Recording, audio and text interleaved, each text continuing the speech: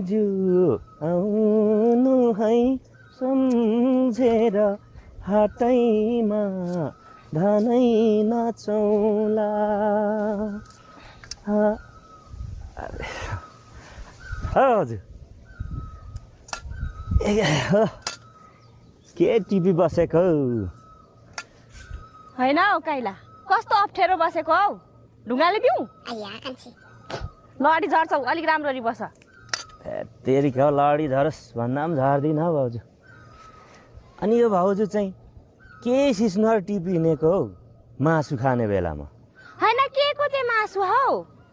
के तिमी सुँगुर काट्छौ त त्यति साह्रो नढाँट न हौ भाउजू रात दिन मासु खाएर नढाँट्दा पनि हुन्छ हौ अनि दाजु जहिले बारी बारी जङ्गल जङ्गल बन्दुक बोक्दै हिँडेको देख्छु त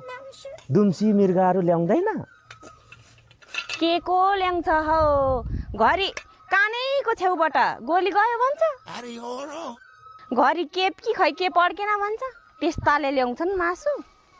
ए त्यही भएर पो यो भाउजू त सुत्केरी नभएको रहेछ त के रे काइला फेरि भन त होइन मैले सुन्नु जान्दिनँ कि अहिले यही सिस्नुको मुठाले दिन्छ सुम्ला बस्ने गरी तेरिका नरिसाउ न हौ भाउजू अब तिहुनको अनिकालमा सुत्केरी पो नहुनु भनेको त यो भाउजू पनि खालि उल्टो उल्टो मात्रै सम्झी बस्छ हौ होइन एउटा भए भइगयो नि हौ आजभोलिको जमानामा किन धेरै सन्तान जन्माउनु ए अब दाजुसँग रहर पुगेको हामी पाउनु त भाउजू ढुङ्गा पनि भेट्दिन हौ दिन्छु होला खुत्रुक्कै पर्ने गरी के अरू पो बोली बस्छन् हौ